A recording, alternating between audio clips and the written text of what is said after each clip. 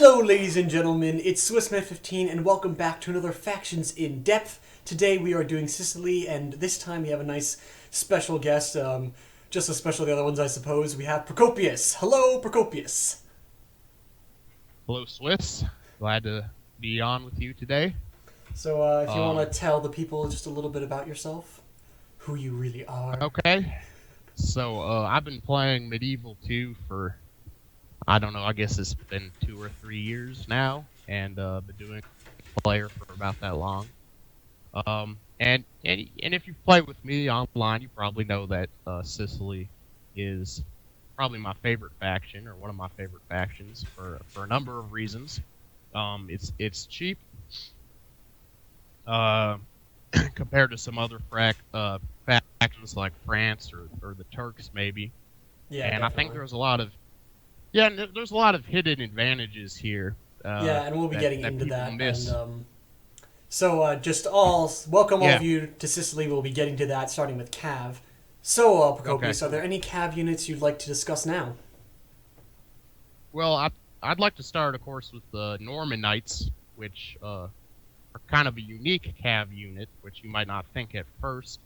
They're comparable, of course, to the Spanish mounted conquistador unit, and they have identical stats. What sets this unit apart is that it has the same um, attack uh, and defense stats as sort of like a super heavy cav unit like chivalric knights or noble knights for France, but they cost substantially less. The other thing that's cool about Norman knights is that they are kind of a quick unit, so they're not as fast as say Stradiots. I know that's your favorite unit, or mounted mounted crossbowmen, but they're faster than super heavy cav like Shiv Knights or Noble Knights or bodyguard units or whatever. Yeah, So they they're are about as definitely fast. pretty fast. And they do cost Yeah, a little bit less, but it's only about 50 florins. They're 880, if I recall correctly. Isn't that that's correct? that's right. And so they're not quite 100 florins less, and you do lose. I believe they have less of a cav charge Yeah, they impact. have a charge of Uh, 6 opposed to an 8, actually. yeah, that's exactly right. Um, basically, when I do a Sicily build, I like to have, depending on the money, of course, if it's like 15k florins battle, um, it's good to have a mixture of chivalric knights and Norman knights, and partially their lower cost, I think, can save you money to spend on upgrades for your Yeah, infantry, and I think definitely. that can give you an advantage. And another reason why I like the Sicily faction is because like I said, the low cost, but also it's like not OP, not overpowered like Spain or Portugal. Like what I'm saying, Yeah, like yeah, I know that's what you kind of mean. But just going you're back to pulling out Norman Knights the for a second, yeah. what I like to use Norman Knights for, probably a lot of people do too, is that they are fast for heavy cav and they have the melee stats that will keep them into a That's fight right. long while, and they will get something done. So if I need something done quick and I need to be done well, I can rely on them to hold themselves and move and cover a position or charge a unit in the time necessary.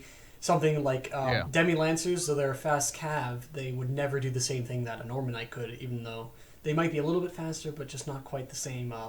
They're not as sturdy as them. But at this point, that's right. yeah, we should be moving on to So another Norman cav Knights unit. have the okay, Yeah, go on. they have the highest possible morale, and so going back, chivalric knights, like we said, they do have that extra charge. So I think what is a really good combination in a field battle is to have the chivalric knights cavalry kind of charge an enemy cav unit head on, and then you flank around with your Norman knights, and then you get those Yeah, reads. That's a really definitely. effective But combination. in the Yeah. interest of time, we should definitely be moving on to the next substantial cav unit that the Okay. Sicilians have, and then one more cav unit that's a little bit more low key. But the Chivalric Knights, pretty generic, I would assume.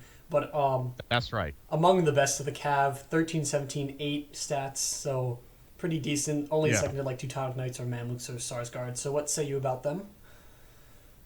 Well, if you have 15k, definitely chivalric knights should be the probably your the most important cav unit in your arsenal. So it's not something that sets the Normans apart. You know, a number of Western factions have chivalric knights, and they don't outclass Teutonic knights, but they're definitely one of the best cav units in the game.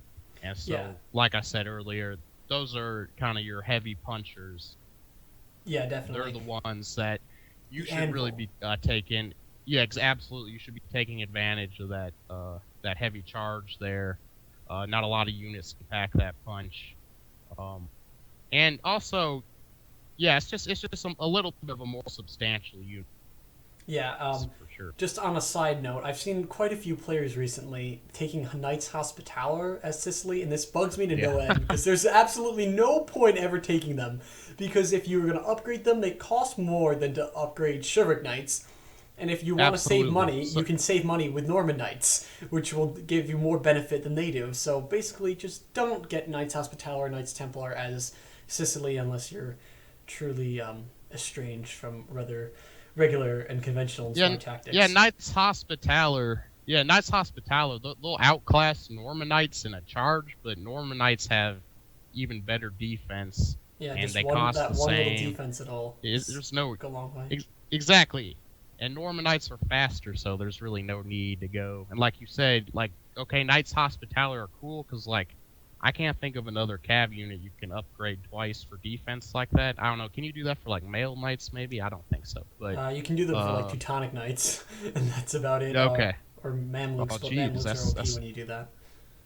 yeah, that's kind of scary. I didn't know that. So, uh, yeah, I don't know. So like Knights Hospitaller, if you're coming in as Milan, like it makes sense then, but otherwise, that's not the heavy cav unit you want to bring playing the war. Yeah, definitely. And finally, for the Cav, I think very underrated unit overall. I don't get to use it much in all high money battles or all period battles, but when it comes down to early period, I think they're available, or maybe not. But low money battles, definitely the Condottieri from Sicily. They have Oh yeah, decent, the mercenary unit. yeah, they pretty decent charge of 7, which is rather strange for a Cav unit. Not many have a charge of 7, and they have pretty decent stats, but they have poor morale, which really sets them back. But I generally like to use them because they're pretty fast also, and they cost only 620 for Cav, and they can do a lot, actually. So, Yeah, that's have you used them that's a before? little bit cheaper than male knights. I have from time to time. So you said they're 620. Male knights cost 680. I think correct me if I'm wrong, but I think male knights do have a little bit better stats. I don't think the But melee stats quite outmatch them, but definitely the morale will go a long way. okay, okay. So yeah, you have some options there with Normans as for lower tier cav. Uh, a male nice, of course. Yeah, Condottieri. Condottieri are. Do the other Italian factions have that as cav? No, that I it's think they unique to might. Sicily. It's a very cool unit.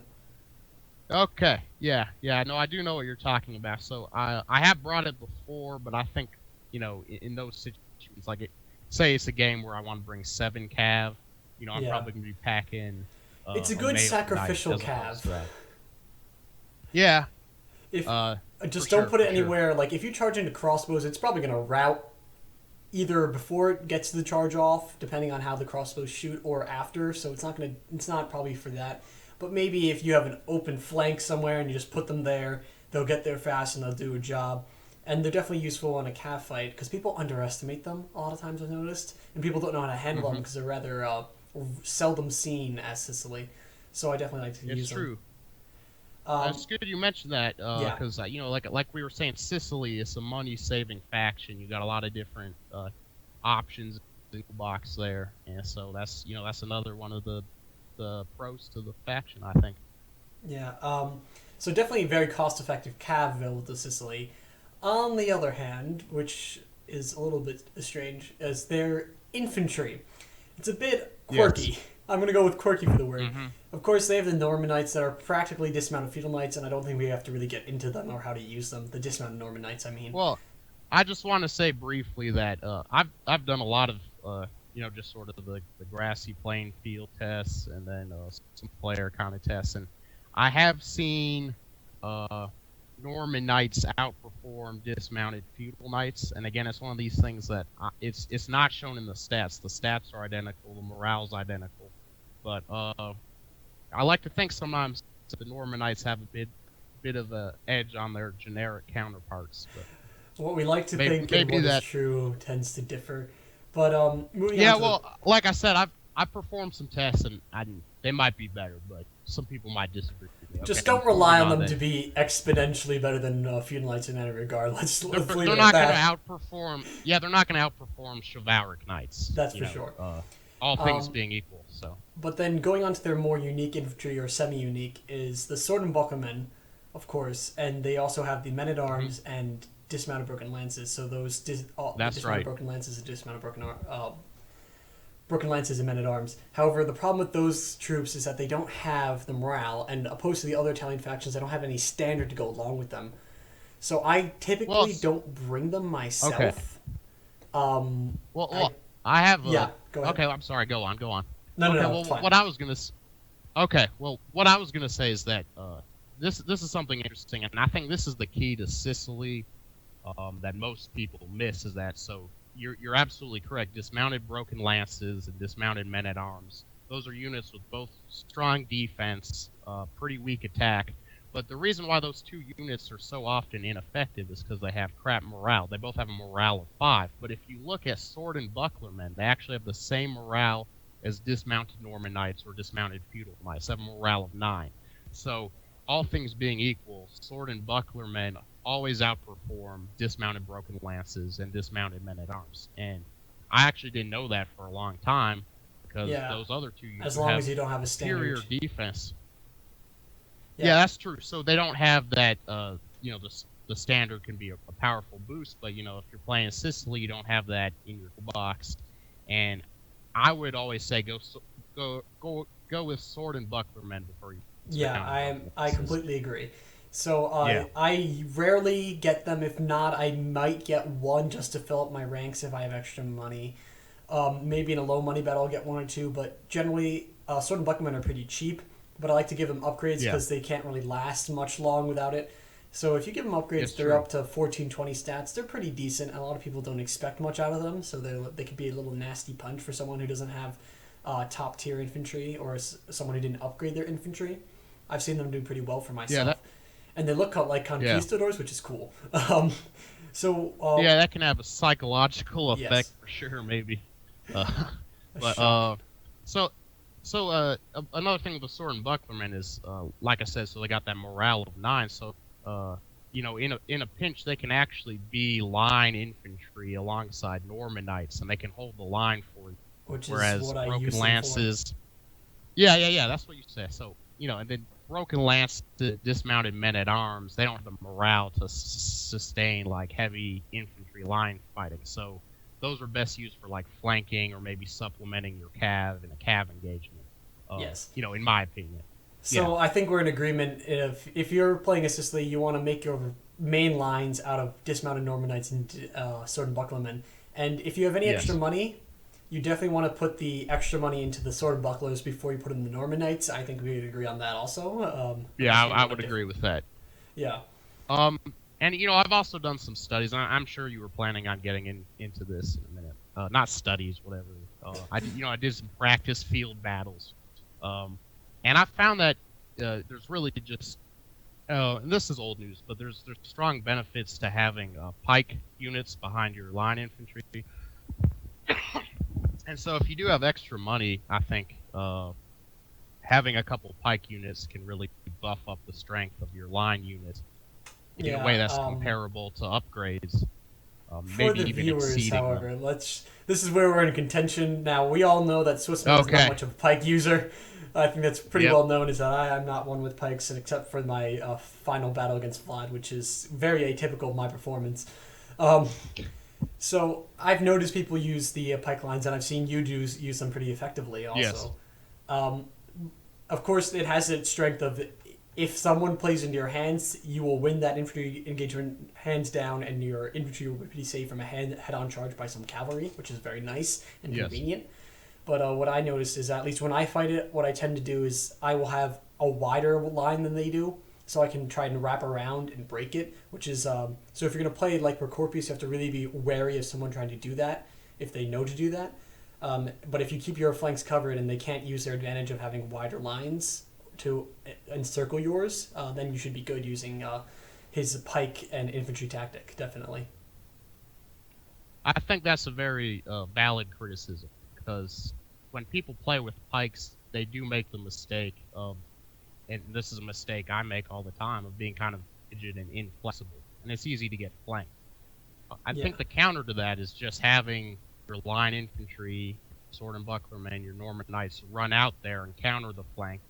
Or, if I've seen this, people have done this to me playing me, where they'll kind of break up the middle of their line and trying to flank my pike-backed infantry. Well, then I just push through the middle and like outflank them from the other end. So you got to still have that kind of dynamic attitude, like I'm coming in here and I'm still going to do my thing. I'm still going to look for opportunities to outflank with my infantry. Definitely. Sit there with the pikes behind you. But if you got those pikes behind you, that's like having an extra set of up. Yeah, definitely. But the unfortunate thing is, I think it's based on, since we're all the unit rosters for every team player will always be a maximum of 20. Generally, the other player who does not have the same pike formation or pike style with the infantry will be able to spare more infantry to go around. So even if they make the mistake of leaving their center open, which I find shocking enough that people have done that, but I don't doubt some players for trying to think outside the box, and I admire their efforts. But you can definitely try to push through. You just got to be very careful. Maybe use your fast, like this is where the Norman Knights might come into play, is blocking that flank, charging the infantry, because they can go back and forth pretty quick. Yeah, for sure. And that's a valid point. Pike and militia, bring in 2-3 units of them. That space you could have other units. But the other thing is they're extremely cheap. Now, of course, to be most effective, you got to upgrade the Pike militia defense. Yeah, definitely. The pikemen, without any upgrades, they tend to rout. They tend to rout quick. It's true.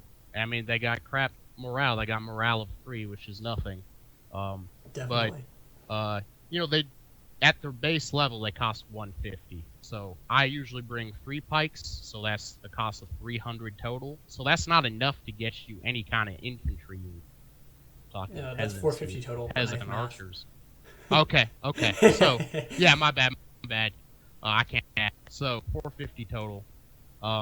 So that's not enough money to get you maybe a substantial infantry. Yeah.